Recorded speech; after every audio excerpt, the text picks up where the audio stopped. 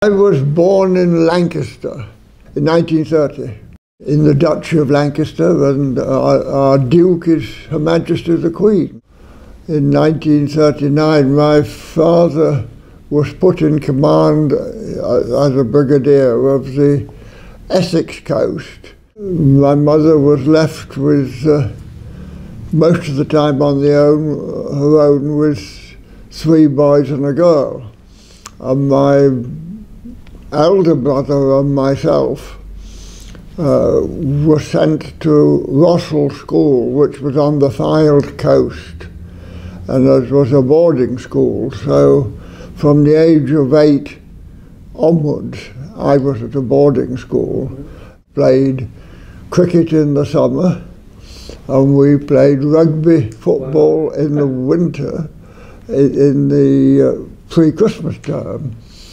But in January, we played a game called Rossall Hockey, which was not like traditional hockey, and it was a bit like rugby, and we used to play on the beach. No kidding. And the sands were flat, and it went out quite a long distance, so we could mark on the sand a hockey pitch. We played that much the same as we would rugby. My father was a full-time regular officer and going to be on the defence of the southeast coast, that we would be moving out of Leeds, which was a large industrial city, and we moved back to Lancaster, where I'd grown up. And we were originally evacuated and stayed with a family in Lancaster until my mother got a house and we went to school there. I know I went to school at 8, so that most of the war, this was in 1939, I was at boarding school, and I'm not sure how much worse I was off because of the war. The circumstances of boarding schools were fairly Spartan at the time, and on the northwest coast, I know one winter the sea wall broke, and all the boys were left moving stones, big heavy stones in a chain to fill in the breach in the seawall. At school, they put onto the ground floor bunks so that all the boys could be evacuated from the dormitories down to the ground floor and be in bunks. And we were about a mile from Imperial Chemicals, had a big plant about a mile away, and there was one occasion when the German planes came over and they were going on to the peninsula of Furness, and to where there were various aircraft factories, and we were all evacuated to the ground floor that one time. And on that one occasion, finally found me, I was still up in still in bed. You didn't have a chance to evacuate. I didn't even have that to say for my war effort. That's cute. The UK had national service, that everybody had to do 2 years, either in the army or the mines or in agriculture. And my father, having been brought up in, had fought in both the 14-18 wars, where he was wounded in France and later in Gallipoli. And then in the Second War, he was on the south coast, so that I applied to go into the infantry, into his regiment, the East Lancashire Regiment. And once I qualified as an officer, I was sent to the British Army of the Rhine, BAOR, and there I was originally in Dusseldorf and finally moved up to Nuremberg. Now, one of the things that I found being in the infantry is that it was a great boon to the regiment to have somebody who was a qualified accountant on the staff, because there was a person called the command secretary who used to vet the transport section. Well, we had 100+ vehicles of different shapes and sizes, and the MTO, military transport officer, found he'd got a large number of complaints about our regiment.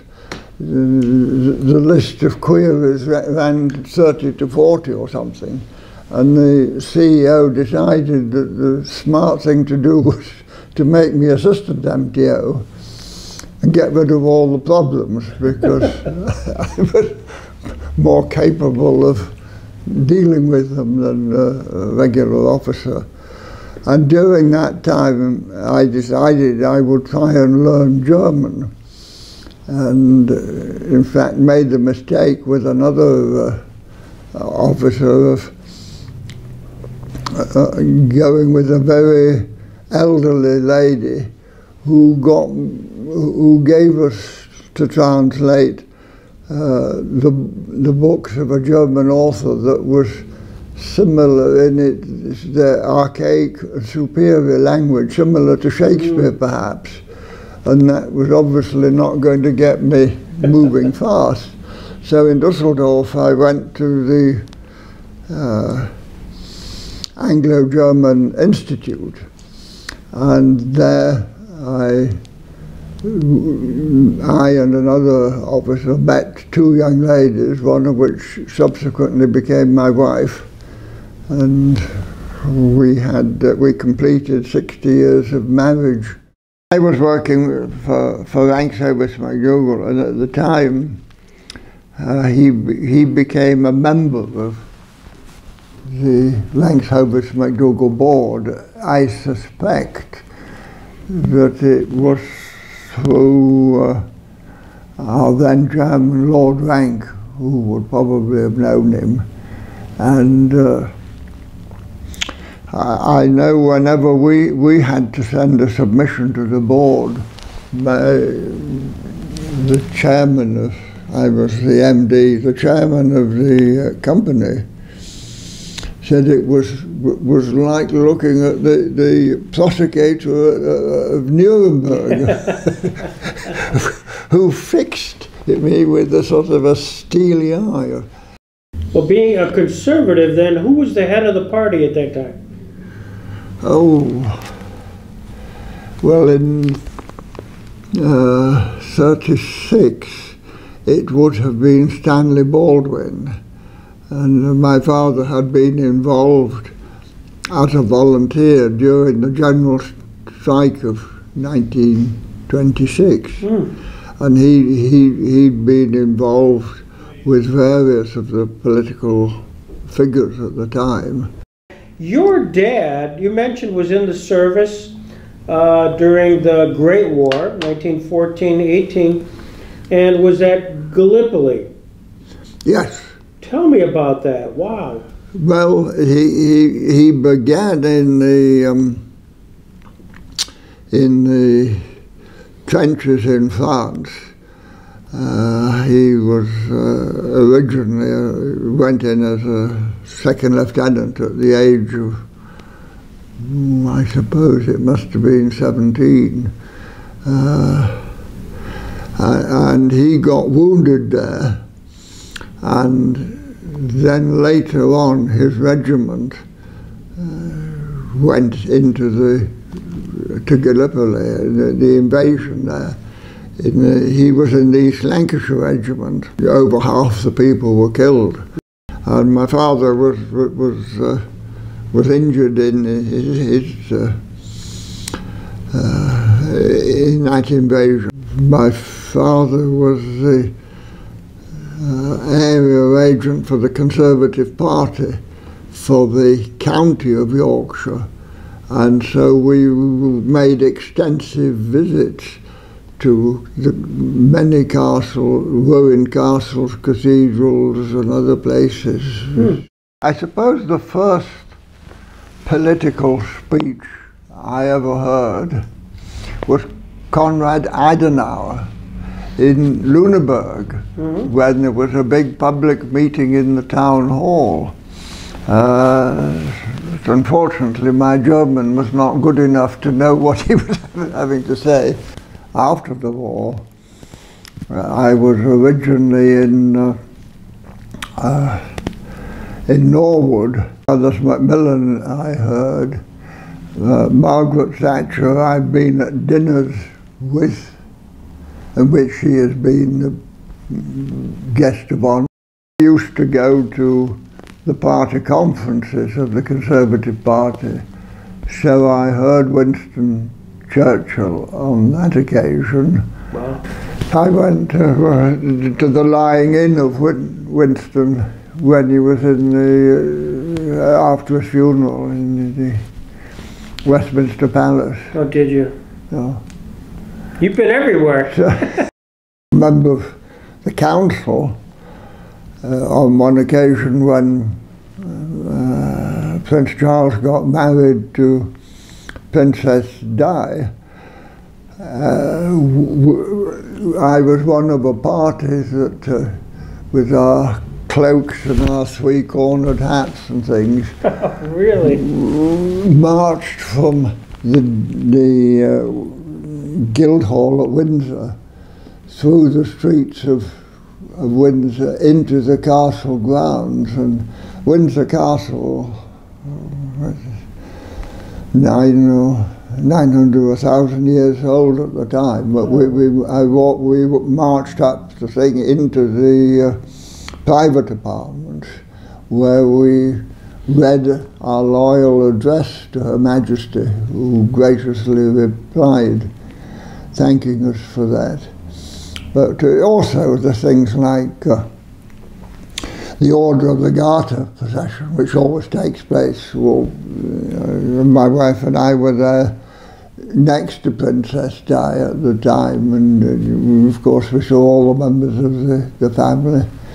And on one occasion, when the Queen was opening a precinct in Windsor, I got to speak to her briefly. And, you know, they were there every year somewhere, so that we did enjoy that. Your career paths have crossed with the Adenauers, the Churchills, the Macmillans, the Thatchers, Prince Phillips, the Queen, Lady Di. You realize that, to me, is like a wow moment. Does it ever strike you as like a unique opportunity you, Jim Rawcliffe, have had? Well, it's sort of everyday life, really. If you were involved in politics, I know on one occasion I took my wife to the House of Commons, and it was the time the British invaded Suez. And Anthony Eden was then the Prime Minister. And I thought then that he didn't do a good job in making his case. My wife was, she was born in 1929, and she grew up in Silesia, which is on the extreme east part of Germany then, and which has subsequently was given to the Poles because Russia took a part of Poland from the other side. So where she grew up is now Poland. And she would say that you could tell the German-Poland border where cultivation stopped. They regarded the Poles as not great workers. At any rate, in January of 1945, there was her father, mother, herself, two younger children, and an older girl who was of poor health at home in Gleiwitz in Silesia. She had got an older brother and two sisters who were then grown up and were in different parts of Germany, and they were and the reports came that the Russians were invading Germany from the east, and the family decided that it would be better to get to Bavaria, where the Americans were due to turn up, rather than to stay with the Russians. So her mother and my wife and the three others got on the last train out of Gleiwitz. Okay. And they were for 6 weeks travelling, partly on trains through Poland and Czechoslovakia and so on until they got to Bavaria. They were in Dresden one day after the bombing, and they one day before the bombing, I think, and they were in put into a workman's hut for the night. And when they woke up in the morning, all the buildings except that had been razed to the ground. My word. And as they travelled across, sometimes they were on these transporter vehicles with a long flat base, and normally would have a tank or some other vehicle on it, but they were travelling on it. And the planes came over and machine gunned them, and they all used to jump off and go into the woods until it was all over, and bombers went by, but they were never actually bombed. And her mother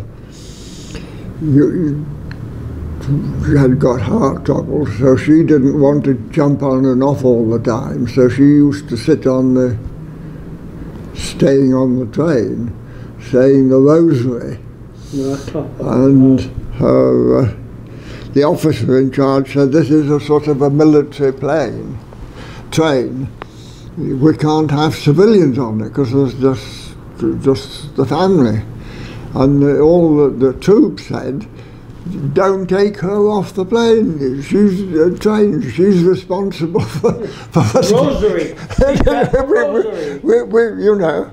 And maybe that was applicable in Dresden when the last thing. But when they finally got to Bavaria, they had to last miles had to walk, and my wife and a couple of children would walk half a mile, and then they dump their stuff with somebody, then go back, and so they leapfrogged all the way until they got to Ammersee, Yeah. which is a lake, one of the lakes south of Munich, where they were for the rest of the war. And it turned out that finally, it got some fairly hairy stories about being there.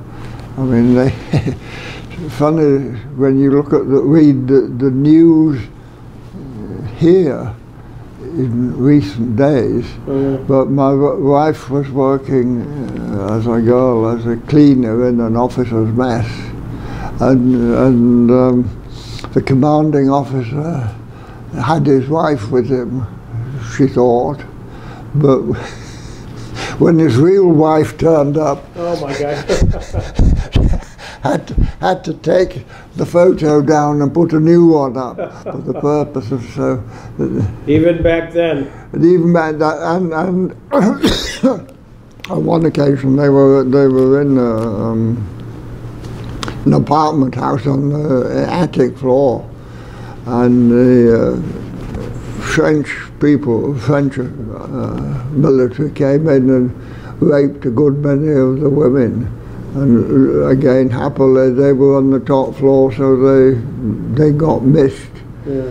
But so it was a difficult time. But after the war, when they went to Düsseldorf, the two older girls and the brother found them. They found each other. So there was father, mother, and a family of 7, all of whom survived. Great story. Somewhat troublesome time, yes. Yeah. Wow. Jim, this is unbelievable.